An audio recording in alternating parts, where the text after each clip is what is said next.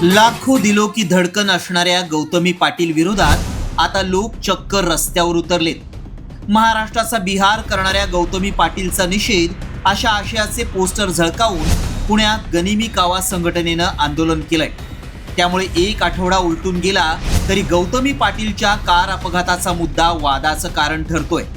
अपघातानंतर गौतमीनं रिक्षा चालकाची विचारपूसही केली नाही, उपचारांचा खर्चही उचलला नाही।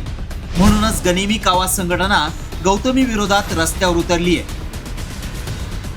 त्यांच्या कुटुंबियांना विचारलं की तुम्हाला काही मदत मिळाली का? त्यांच्या कुटुंबियांनी मुलींनी सांगितले आम्हाला कुठलीही मदत, साधी विचारपूसही केलेली नाहीये। विचारपूस जर तुम्हाला लोक एवढे, एक तर तुमचा आम्ही त्याला चालता फिरता डान्स बारच म्हणतो थोडक्यात, कारण त्या लावणी नाही आहेत, हा चालता फिरता डान्स बार आहे आणि सरकारने त्वरित हे बंद केलं पाहिजे। तुमच्या मार्फत आमचं त्यांना एकच सांगणं आहे, जोपर्यंत तुम्ही त्या रिक्षा चालकाला मदत करत नाही आम्ही महाराष्ट्रात तुमचा एकही शो होऊ देणार नाही।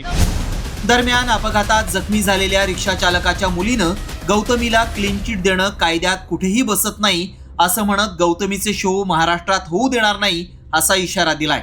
तर आज सामान्य जनता म्हणून माझ्यासोबत मी जी गोष्ट आज फेस करत आहे, सामान्य जनतेला माझ्याबद्दल दिलासा वाटला, त्यामुळे ते आज माझ्यासोबत आलेले आहेत। आणि आमची अशी मागणी आहे की जोपर्यंत त्या येत नाही समोर, जोपर्यंत सहानुभूती देत नाही किंवा त्या स्पष्ट करत नाही त्यांच्या तोंडाने की मी तिथे होते नव्हते, या सगळ्या संदर्भात देत नाहीत, तोपर्यंत त्यांचा शो महाराष्ट्रात केला जाऊ नये। आणि जर करणार असेल तर तो बंद पाडण्याची ताकद आज आमच्या लोकांमध्ये आहे।